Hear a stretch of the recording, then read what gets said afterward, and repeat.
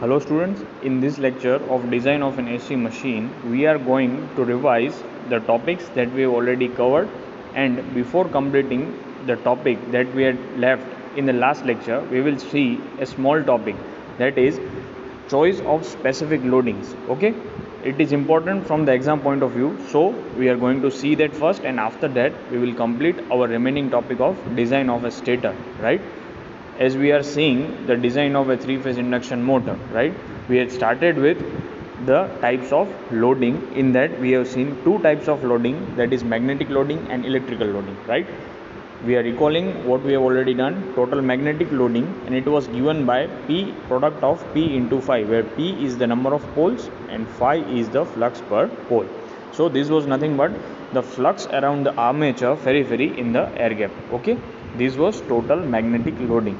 Moving further, we had a second loading, that was total electric loading. Now what is total electric loading? It is nothing but the total number of ampere turns present around the armature periphery. Okay, what is ampere turns? It is nothing but the product of the current through the conductor and the product of current through the conductor and the number of conductors. So total electric loading was given by total electric loading is given by Iz into Z, where Iz is nothing but the current in each conductor, whereas Z is nothing but the total number of conductors present in the stator, right? Now these loadings can be further classified as specific magnetic loading and specific electric loadings, right? So what is specific electric loading and what is specific magnetic loading? We have to see that. So we have already seen this. Specific electric loading is nothing but the specific magnetic loading is nothing but the flux density, average flux density over the air gap, and it is given by B is equal to BAV P phi upon pi dl. It is given by this equation, where P phi we have already seen what is it is. P is nothing but poles, number of poles, and phi is flux per pole, and this is nothing but pi dl is nothing but area of the flux path in the air gap, which is cylindrical in shape, right? So this is specific magnetic loading. Now specific electric loading, it is denoted by AC and it is given by Iz into Z upon pi d. So these are the two equations of the specific magnetic loading and specific electric loading. In today's lecture we are specifically going to see that how do we select this value, right?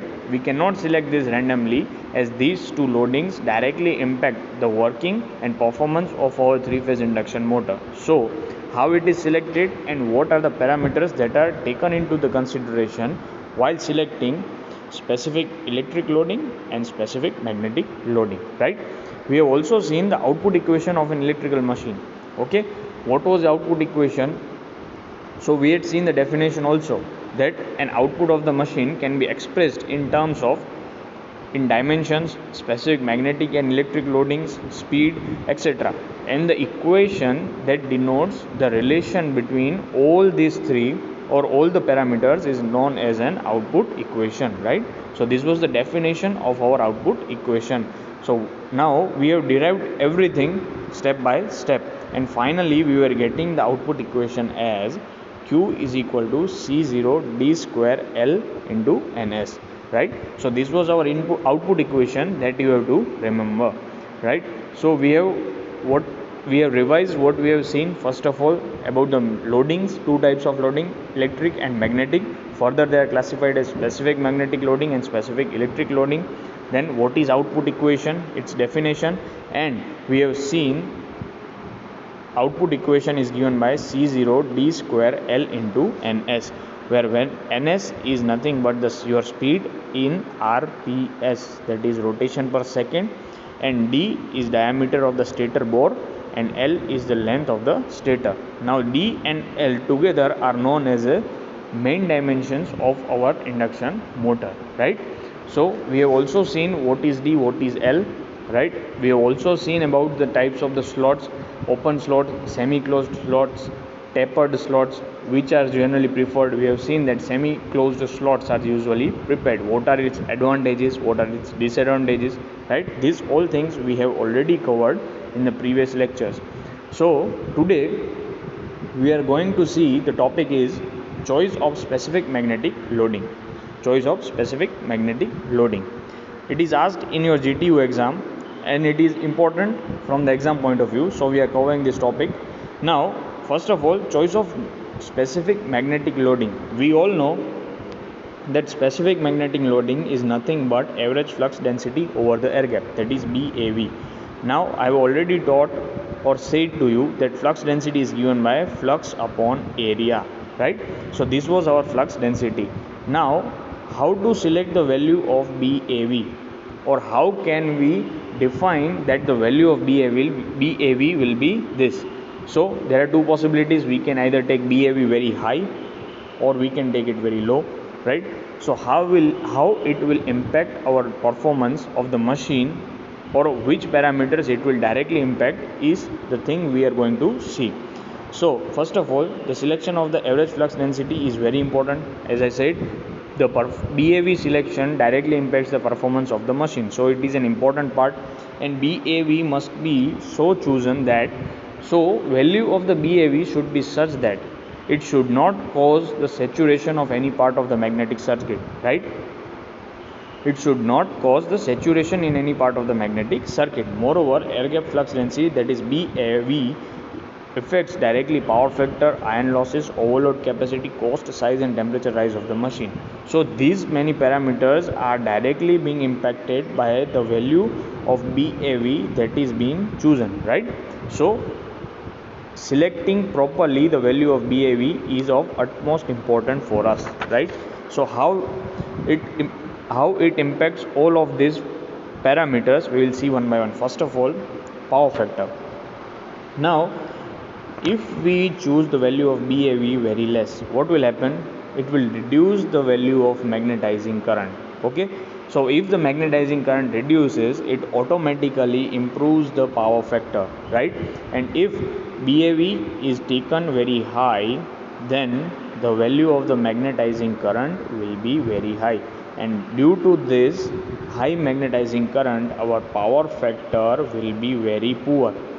Okay, so you have to remember is, if BAV is high, then magnetizing current will be high, because more amount of the current will be drawn from the source to throw or to make the flux pass from air gap to rotor circuit, right?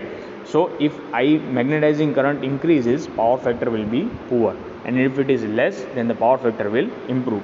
So power factor is directly impacted by the selection of BAV. Okay.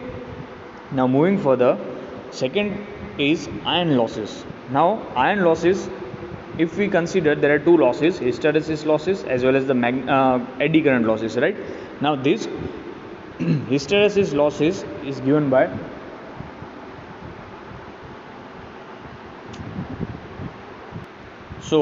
the eddy current losses is given by the equation for the eddy current losses. KE is proportional to BM square F square, and hysteresis losses KH is proportional to BM raised to 1.6 F, right?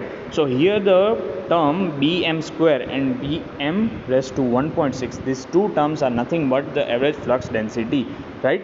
So these are directly proportional to the average flux density. So if we choose the value of BAV very high, then ultimately or automatically our iron losses, or we can say eddy current losses and hysteresis losses, will be very high, and it will automatically reduce our efficiency. So air gap flux density, we have to take lower value, right? Now third one is overload capacity. Now what happens? Average flux density, if we take high, then the flux per pole will be also very high. Okay, so for the same voltage, number of turns will be small and less number of turns as well as less leakage reactance. So the diameter of the circle diagram is large, and it will give large value of the maximum output or a higher overload capacity. Now this is a good point, right? So moving further, cost and size. What happens when the value of BAV is taken high? Diameter of the machine will be less, right? And hence the cost will be also very less, as the material used for this construction purpose is less. Okay, now temperature rise. Now in machine we all know that usually temperature rise is due to the losses, right? Losses taking place in the machine. There are two types of losses. One is iron losses and another is copper losses. We have already seen that if we take the value of BAV very high, then our eddy current as well as the hysteresis losses will be also very high. Now due to this, what happens, that there will be an heat loss, and this heat loss or heat being generated will give rise to temperature. So the temperature of the machine will increase. So it is also one of the problems, as greater amount of temperature can damage our insulation. Okay, so here further few values of BAV are given. For the normal general purpose design, BAV is usually taken from 0.3 to 0.6 Weber per meter square, whereas for special purposes in machines like cranes, rolling mills, where large overload capacity is required, it is taken from 0.6 to 0.65 Weber per meter square. Okay, so this was the choice of a specific magnetic loading, which was based on the factors it impacts, right? Which were the factors that it impacts? That is, first is the power factor, iron losses, overload capacity, cost and size, and temperature. And at the end they have given two specific values, okay, for different purposes. For overload capacity, if we require is high, then the value is taken high. If the overload capacity required is less, then BAV is taken less, right? Now moving further, choice of specific electric loading. Okay, now specific electric loading, in the formula itself we all know what is the formula of specific electric loading: Izz upon pi d, right? Now here Iz into Z, what is this? It is nothing but the current into the conductor, and Z is also number of conductors. So the factors that directly get impacted by the value of specific electric loading, the first one is temperature rise. Now if we take the value of AC very high, right?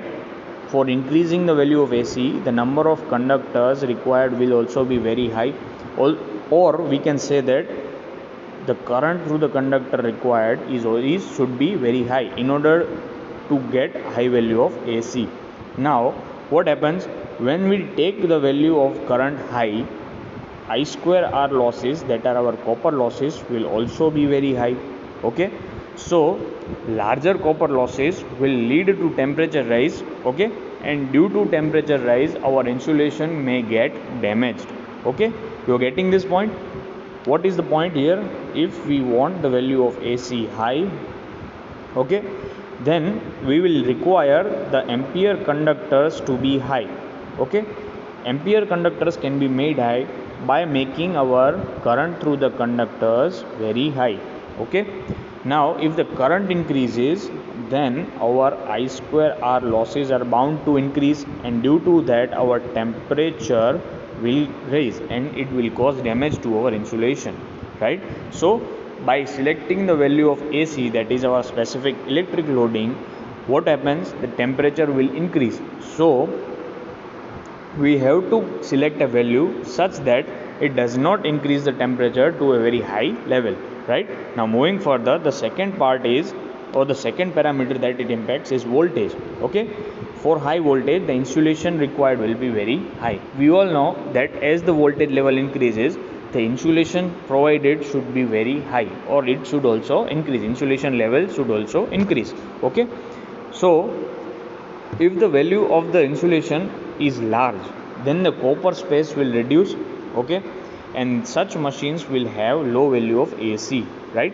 So for high voltage machine, what we can get derived from this is, for high voltage machines generally the value of AC is selected very less. Okay, because on high voltage what happens is, the insulation should provided will be very large, and due to that the copper space will automatically reduce, and as the copper space reduces, that means the number of conductors ultimately reduces, and as conductor reduces, our AC will also reduce. Now overload capacity, what happens? If large value of AC will need large number of copper conductors, we have already discussed, to increase the number of AC, either we can increase the current through the conductors, or we can increase the number of conductors. So second portion, if we increase the number of conductors, there will be a large leakage inductance, okay, and this will give the smaller diameter of the circle diagram, which will reduce the overload capacity, okay. So what we can derive from here is, if we want a large overload capacity, then we have to select the value of AC less, right? So less value of AC will give us larger overload capacity, okay. Now the copper losses. Copper losses, AC should be low to keep the copper losses less. As we have seen that if we increase the value of current to the conductor, it will ultimately increase I square R losses. In order to keep this value down, we need to keep this less, okay. Size and cost of the machine. The final parameter that is being impacted by the choice of the specific electric loading is size and cost of the machine. High value of AC, right? If we have the high value of AC, we have seen that number of conductors increase, then the leakage reactance also increase, and the low diameter of the machine will reduce, right? And diameter of the machine reduces, then the machine will be smaller, and if the machine is smaller, then the requirement of the copper and other insulating materials will also be less, and hence the machine will be cheaper. And the value selected is between 5000 to 45,000 ampere conductors per meter, right? This is the normal value of the AC that is being selected for the design purposes, right? Now moving further, efficiency and power factor, right? Efficiency and power factor. Generally, the rating of the machine is specified in horsepower, that is HP or kilowatt. Now, we have seen in the output equation, we require everything in kVA. So we need to convert this kilowatt or HP into kVA, and that for that formula is given. kVA is equal to HP into 0.764. This is for the conversion of HP into kVA, right? Upon efficiency into power factor, and another formula is kVA kilowatt upon efficiency into cos phi. So these two formulas you have to remember, as this will be very useful in solving the numericals. Now here, if we want to get kVA from HP or kilowatt, N and cos phi will be specified. Either it will be specified in your numerical, or we can suitably assume those values. The full load power factor usually varies from 0.82 to 0.92, okay, and it is generally obtained with high speed, and the full load efficiency usually varies from 0.82 to 0.93. These are the average or approximate values of the power factor that is being given on various loading conditions of the machine. So these are the two small topics that we have covered today in this lecture, that is the choice of specific magnetic loading and the parameters it impacts, and based on which it is selected, same way for the specific electric loading, okay. So these were the two simple topics that we have covered, and if you have any query in this, you can contact me.